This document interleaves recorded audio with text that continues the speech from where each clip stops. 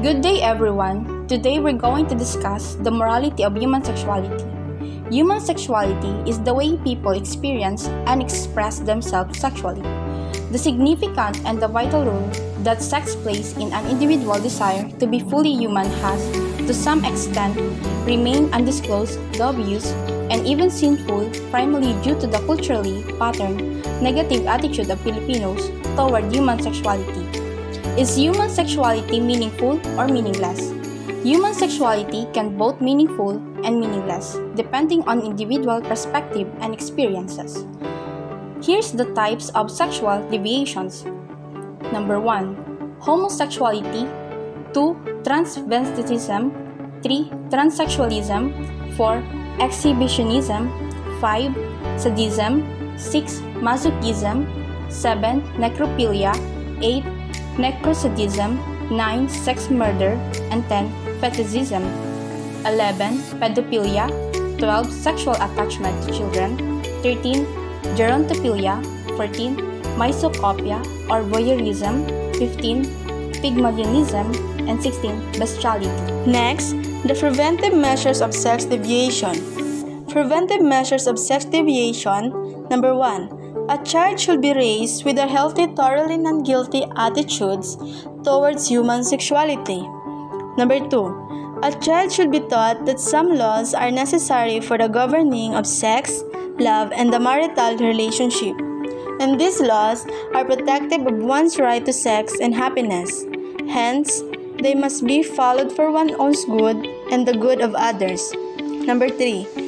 Children shall be given extensive and intensive sex education in an objective and impersonal manner, and shall be particularly instructed about sex deviation.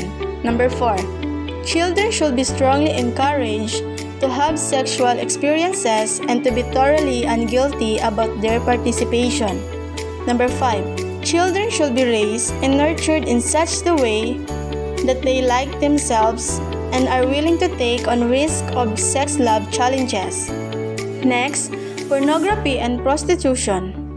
From the Greek word pornographos, which means writing of prostitutes.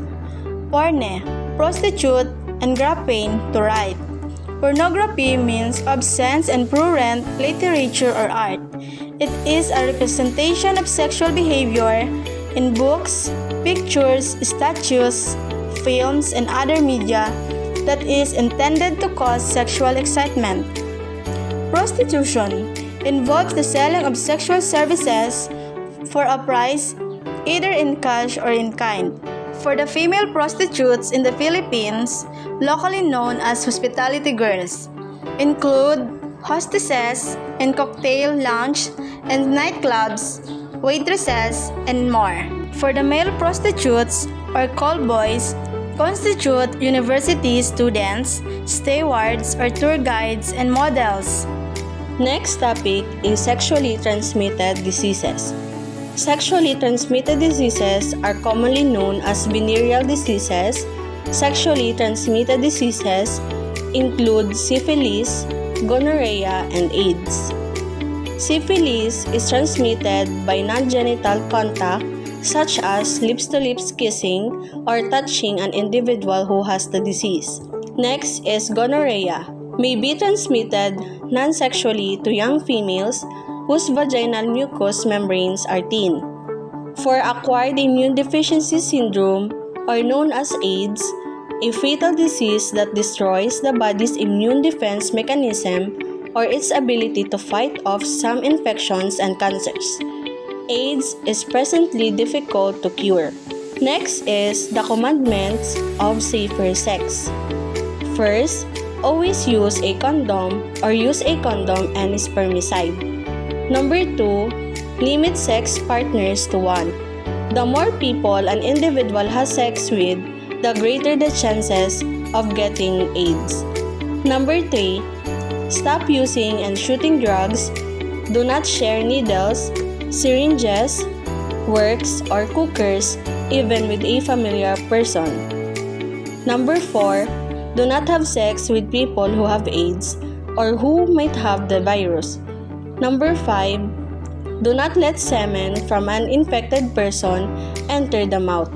Furthermore, fluid from the vagina of an infected woman can carry the virus. Blood in the menstrual fluid can carry the virus. Number 6. Do not rent works or buy works that have been used by someone else. Check the package to be sure it has not been resealed.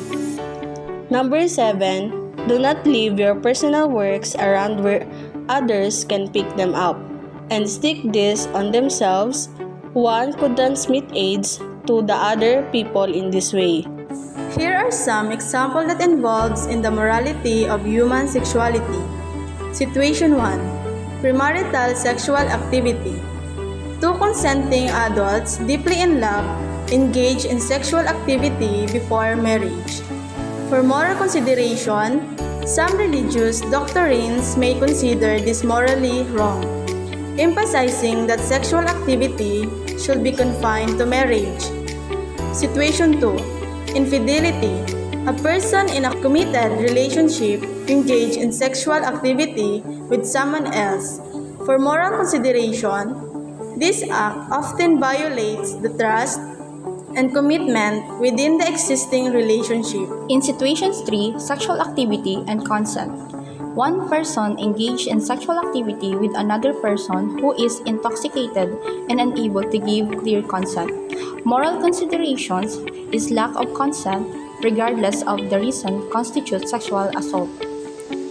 Situations 4. The use of pornography. Individuals use pornography as a part of their sexual expressions. Moral considerations. Concern exists regarding the potential for pornography to promote unrealistic or harmful sexual expectations.